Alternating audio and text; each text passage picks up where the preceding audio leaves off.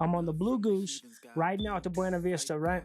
They got me in these fucking shackles, right? And a belly chain that goes down to your feet. Okay, you get like 6 inches of play on your feet, right? And so you could just do a little shuffle. Well, there's a little lip. You know how sometimes on a bus, whenever you get to the top of the stairs and you make a left turn to go down the aisle, there's a little lip right there, a little like 1-inch lip, 2-inch lip. Well, I'm looking at the prison. I'm not looking at the lip. I'm looking out around and seeing what's going on. And I'm not paying attention to the lip. So I missed the lip completely. And you in the little Jesus sandals, so you can't really you can't really walk that good anyway, right? So I missed the whole lip in the Jesus sandals, and I'm about to do a face plant into the windshield of this thing, right? So I turned my left shoulder because I don't want to hit my head. I'm about 280 at the time, 290. I put all that 290 right into the windshield, right? So it causes a spider crack about 8 inches in diameter across the top of this windshield. So it's like this big, maybe, right? I see what I did immediately. Shuffled down the stairs as fast as I can, and I get out to the thing. Get out and I sit down as quick as I can, and I can hear the people around me, the other convicts, are giggling. Right? And I look over and everybody just thinks it's hilarious, and the cop is looking at this huge spider crack in the window, and he's just dumbfounded because he just drove from Denver to Buena Vista, which is like 200 miles, staring at this window, and he just can't fathom how there's this huge crack right in the front of the window that he's been staring at. He just doesn't understand, right? So that was getting off the bus in prison. And needless to say, it made me kind of popular. Hey everybody, check it out. I got a story right here. We're down in West Denver on Cherokee and Archer, right in the heart of the West Side. This apartment building right here, I used to date a woman named Brandy Alvin, right? And she lived in this apartment building right here. Well, one day she called me. I wasn't dating her at the time. This is how you pull a woman who's on parole. I'm like, that's gonna be the title of this, pulling a woman who's on parole. Whenever she calls you and she says, the parole office got my house surrounded, this is what you do. You call the homie, you shoot down here, and you come around the back. Now, believe it or not, my fat ass could actually jump this fence like 15 years ago. I jumped the fence, yanked her out of that window right there, and we were gone. After that, I had a girlfriend. And that's how you pull a girl on parole. You know, the community center, a little garden. All right, garden looks nice. And the part and a spot to keep your stolen cars. Back down here with Jack on the west side. We're gonna stolen cars. Stolen cars been here for months. No parking zone. Does your Jack?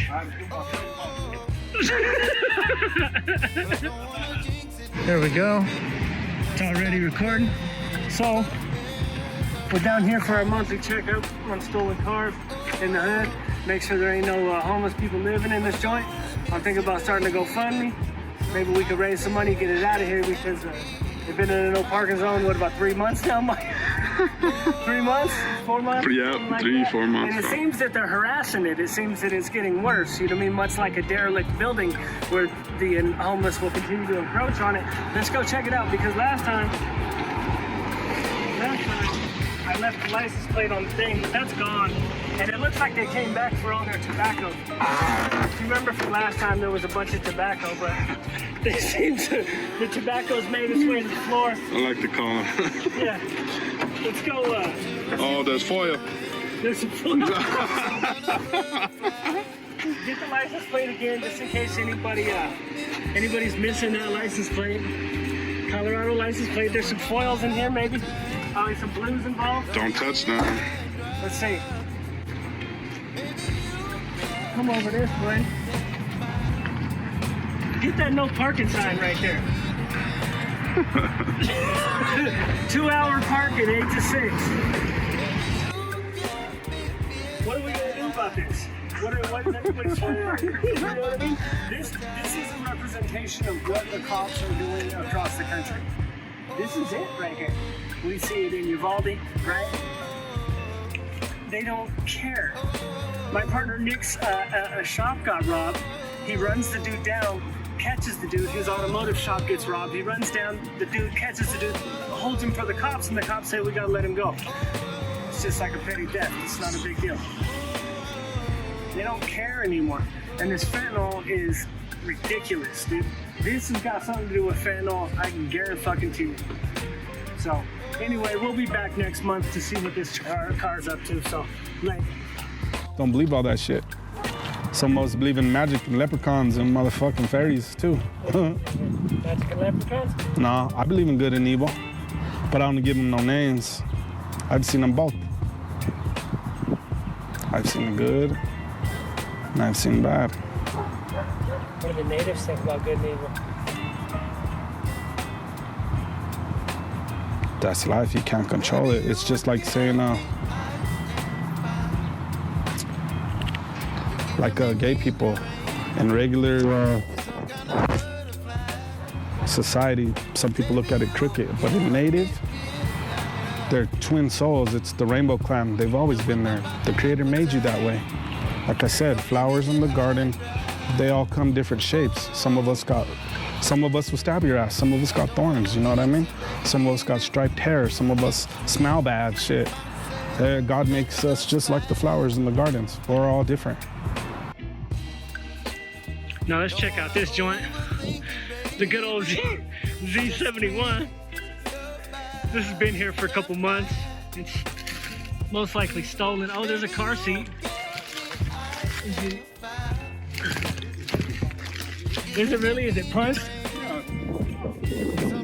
Yeah, it's not looking good. This ain't looking good. Okay, we have no license plate. Let's see. Oh yeah, it's not, the steering column's not doing good at all. Oh, and it looks like they ran it into something. Jesus. What happened? They ran. He got it. And this was already a G-Ride that was just chilling. And then the cops don't even care. About to get on the plane tomorrow. While fucking in Texas. Fucking shove this fucking dope up my ass and ride to Michigan, baby. Adversarial process, mythologically speaking, it stops moral progress. With a routine traffic stop in Montague County, a deputy pulling over a black Cadillac with Colorado plates. The driver, possibly the suspect in Clement's murder, shoots the deputy twice in the chest, once in the head, then takes off, sparking a high-speed pursuit through traffic. A police chief... Okay, looks like they're taking a bike, trying to get it in the U-Haul. He got the heater. He's in his underwear.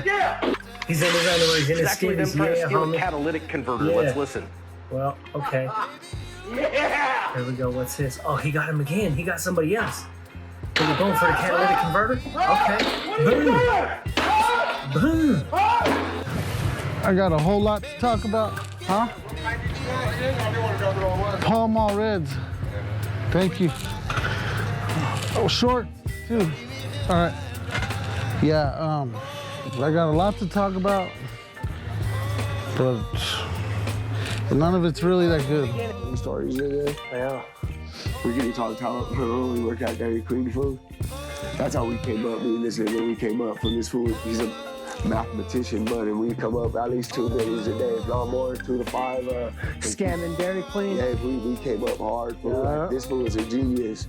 And then, yeah, that's how we got our first apartment, remember? That's how we got our first break, remember? That's what we did. We stacked up, we got our first break food, and we... Stealing. Oh, and then that scam we were running at MCI, we don't have it. That's how we did it. Yeah, you could just go to a payphone. You could give your homie the number to a payphone and be like, call me at 5:30, and you could just be at that payphone, and they could call you. And it's legal. It wasn't illegal at all. You could do that. You know what I mean? It was standard practice. It was kind of... It's kind of part of the world. Yeah, now there's no more payphones. Yeah, these Newcastle don't know nothing about it, but I got this job selling some long distance, nigga. So we got a little wild hair up our asses, and I had a pager. That's what. Then this fool would go around and page me with the number. Remember? Yeah. You page me with the number, and then I would set up a whole profile for it. And then I'd call it. This fool would just wait. It would be worth waiting. This fool would find the phone and just wait for me to, if it took an hour, if it took 2 hours, he would wait there until I called, fool. And then boom, I'd set up, because sometimes it'd take me longer, because MCI, they watched everything too, so I had to be on it. But my supervisor was my cousin, so I had a little bit of leeway on that one. So he really never watched me too much, but when he did, I did my thing. I did my thing, but Well, I remember the first time I got arrested. I was staying down there in Albuquerque and shit, and I was fucking up, dude. My mom was fucking smoking weed and fucking partying every night. She'd have me at the fucking bar and shit. Me and my 2 homeboys, we were robbing fucking cars, dude, like crazy. I used to feed her dog, so I knew she had fucking guns there and some fucking weed and all this shit. So I hung up the phone, I told my homeboys, I said, let's go. We rolled up in the crib, dude, and fucking, I don't know what happened, but I went in the room and right away I found the gun. And that was like power in my hand when I grabbed that motherfucker. But anyways, I was fucking young and greedy, dog. I didn't give a fuck, I wanted it all. This is generally what happens anytime I go back to see the homies, try to get an interview or something like that. Something crazy's going on, as you can see right here. Removing a tag. Go ahead and get rid of that. He's getting ready to go out on the town. Needs a new shirt.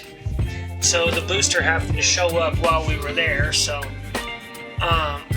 yeah, this is the type of shit that I deal with whenever I go back. I basically just hit record and see what happens, you know. Just I don't really know what else to do, but I hope you guys are enjoying it, and it's a wild ride every time I show up and go see the home. There it is. Look at that. Look at that. Really good. Dude, get these fans. No. This is what I'm talking about. Yeah. Let's go Colorado, baby. Oh, baby, Colorado. Strike a pose, Jella. Strike a pose. Radiation poisoning. I do. You don't.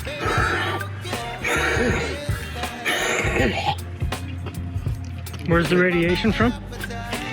Fucking government. Well, there was that storm the other day was the cover-up. I guarantee you, dog. That's when they flooded it in. They did another run, they call it, right? Or they roll the radiation, and that's what it did. It was so strong that it was going to be visible, so they had to cover it up with the weather. What's the funniest thing you've ever seen happen to a chomo? The funniest thing I've ever seen happen to a chomo? Yeah. This fucking kid shows up. There's this predator in Sterling, this black dude named JoJo. And he's got these huge glasses, right? They look like windshields on a bus or something like that. He's a little black dude, maybe 5'6", 5'7", but he's treacherous. He'll get you, you know? So Swaney moves in with me, and now the little redhead kid's just kind of there by himself, right? And so he like almost right away goes towards JoJo. The black dude, right? The old fucking black predator. And I'm like, I tell Swaney, I said, hey dog, your boy's over there, he's swimming in shark-infested waters, you know what I mean? Right. That might not be a good look. And he goes, I already told him. He goes, I told him to stay away from JoJo as soon as he got here. He goes, I don't know what that fool's thinking. I said, okay. So, about maybe 10 days later, maybe 12 days later, Swaney was the porter, and he's out there buffing. Don't fuck with anybody that fucks with your cell or food. So he's buffing the thing, and if you've ever buffed out a floor, it's a weird thing where if you press down, it moves right. And if you lift up, it moves left. Yeah. And so as it's spinning, Swaney kind of lost control of it and it spun out and it grabbed the corner of the door and flung the door open. And JoJo had the little ginger in there with his legs up, just going to town on it, right? He just let this go. Oh no! I remember one time, fucking, I was hanging out with Lil Kanai, and I went to his house and shit, and same situation, but I wasn't shackled to a bed. I fucking OD'd in this. I OD'd in my good friend, one of my partner's vans and shit. He let me hang out in his van and shit. I borrowed his van and I was mopping around doing dirt in his van and shit while he was at work. And I stopped over at Kanai's house to go rap to him for a minute and shit. And I fucking had some of those Oxycontin pills and shit. And I was like, you know what? I'm gonna fucking do me a shot. Fuck this shit. I heard you could shoot him up, so I was like, fuck it. I crushed him up, threw him in a Mickey's cap, and fucking stirred him up real good and shit, and fucking poured a little bit of water in there and ground him up real good. Got this like real pink, nasty paste. Threw some piece of cigarette filter in there to use to act like a cotton. I sucked it up, bro, and I did a shot. Well, Kanai went out to the van and shit, looking. He was like wondering where I was at. He said he opened up the door and he found me all slumped over with the fucking syringe sticking out of my toe. And he called the ambulance for me and shit. And I woke up in DG, and I got all these electrodes again stuck in me and shit. And again I got the thing on my finger. And then this time I got a fucking IV stuck in my arm. So I'm fucking. I'm taking all these electrodes and shit off of me, dude, and it's funnier than shit. And I'm like in a hurry to try to get the fuck out of there. And there's no cops around, nothing, so I'm cool. I go and pull this IV out of my fucking arm, dude, and I just yanked the fucker out. All of a sudden, there's fucking blood squirting all over the fucking room, bro. And like squirting all over the bed, squirting all over me, squirting all over the floor. And I'm trying to fucking do all this shit to get all gathered up all my shit. I'm slipping and sliding all over the floor. I take the thing off my fucking finger and I start running out of the fucking room and shit. And the nurse is like, hey, sir, come back, sir. And I was gone, dude. I was like, yeah, you're not catching me. What was the craziest shit you saw in Florence? Most off-the-wall shit you saw? When that fool Carnitas got killed, that was fucked up. Who? Carnitas. Paisa? He's a Southside Sereno from Cuatro Flats. Yeah, he was fucking in my unit, dude. He was cool. I mean, like 2 weeks before he got killed maybe a couple weeks before was his birthday, and he came to me because I used to cook up this mean ass fucking pasta dish, dude. And he's like, Chilla, you cooked that pasta for me and my homies on my birthday? And I was like, and he's like, I'll give you and your celly a free bowl and I'll pay you $10. I'm like, hell yeah, I'll do that for you, dog. And so I made it up and fucking we ate. And it was crazy because the dudes that killed him were the same ones that were eating with him on his birthday, dog. It was a trip, yeah, but yeah. They had some type of internal beef going on. I can't speak on it. It was, I seen a mutilation that day, bro. That fool got mutilated, dog. They did him bad? Mm-hmm. Dude, for like 30 minutes, dog. And it was ugly. Blocks, knives. But dude was a soldier. He told him, they kept saying, check in, homie, check in. And he said, fuck you, kill me. And it was a bad call, too. Thank you. Oh, man. So, just, yeah, like I said. That sucks even worse. A whole lot of shit stemming from that. But it was so ugly, and like I've never been the same ever since then. I'll tell you that much, because the next morning I woke up. I thought I was cool, but I must have been in shock. But I woke up the next morning and my jaw was clenched shut, dude. My celly had to help me unlock my jaw, dude. My shit was like, so I must have been gritting my teeth all night and shit. But it was fucked up, dude.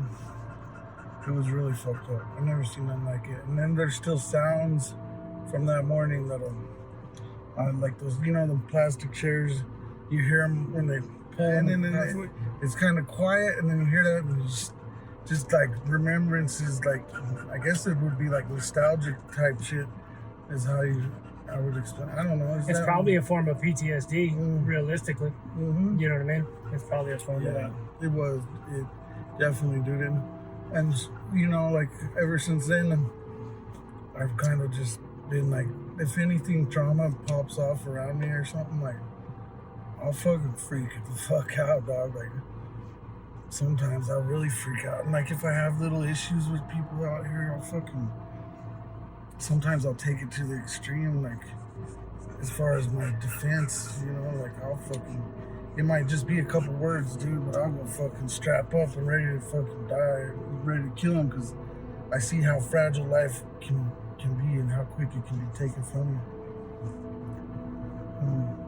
And it's a lot different when you're sober in there, in that environment, and not, you know, I've seen a lot of shit at the bars, all drunk and shit like that, but man, when you see that shit in real life, dog, fuck, that shit's fucking vicious, homie. Vicious, bro. Like, forever that day will change me. But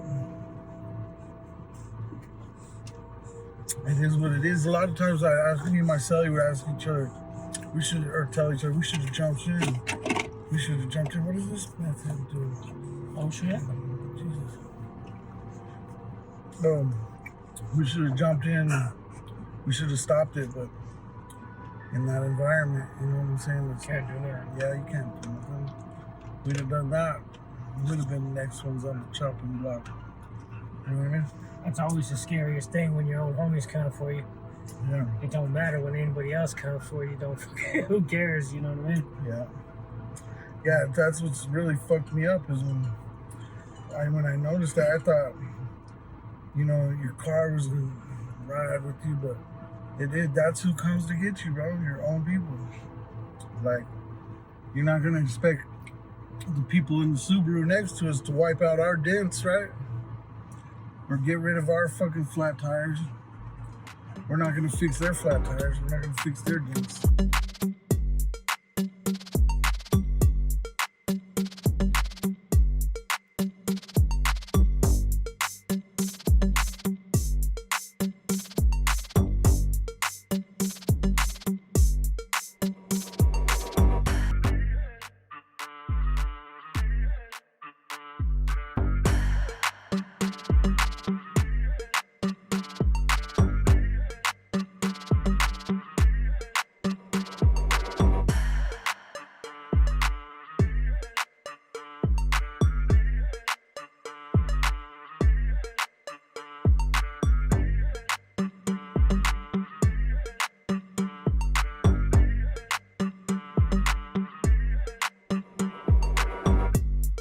Yeah, fuck Michael Thompson. He'll get his one day, hopefully. Nah, man. I got bad taste in my mouth for that motherfucker right there, dude. He put my dad away for a long time. I hope he dies of a heart attack with a dick in his mouth. And now that dude, Michael Thompson, man, let me tell you something about that fool. How he achieved to gain so high up into what he was involved in. Because he was a rat before he went in. And they should have caught that.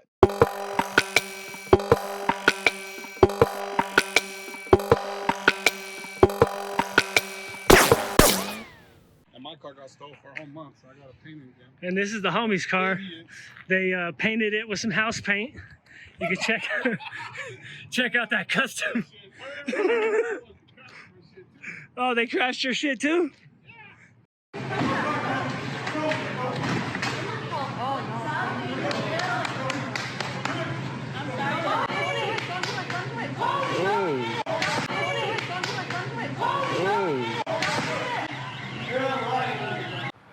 But I mean, when you're in jail, bro, you get high off different drugs. I was getting high off drugs that are known to help irritable bowel syndrome, from Bentals, little blue pills. You eat about 4 of those. Oh yeah, you be feeling right. It makes you shit, like sick with it, because it's for irritable bowel syndrome. Buying beer, a lot of beer, a lot of speed, a lot of beer. Just driving. Buny, dog, the very first day that I got there. Yeah, that shit would make you a little popular when they Yeah, they thought it was funny as hell. I thought it was funny as hell. And I think the fact that I thought it was funny as hell, made them believe like this is a convict. Yeah. This is a convict in the if they didn't get what they want, they were flooded with money that they did whatever they wanted, but they basically got a blank check from the government, right? And people wonder why all this stuff is happening, all this political turmoil is happening. Roe v. Wade, all this nonsense. They went nuclear with this CARES Act. They really did. And now look, they still didn't raise the minimum wage. They still ain't giving no college debt forgiveness, but now everything just costs more. These people are a joke. They can't be trusted with your children, right? If you thought the comments on Joe Biden were bad,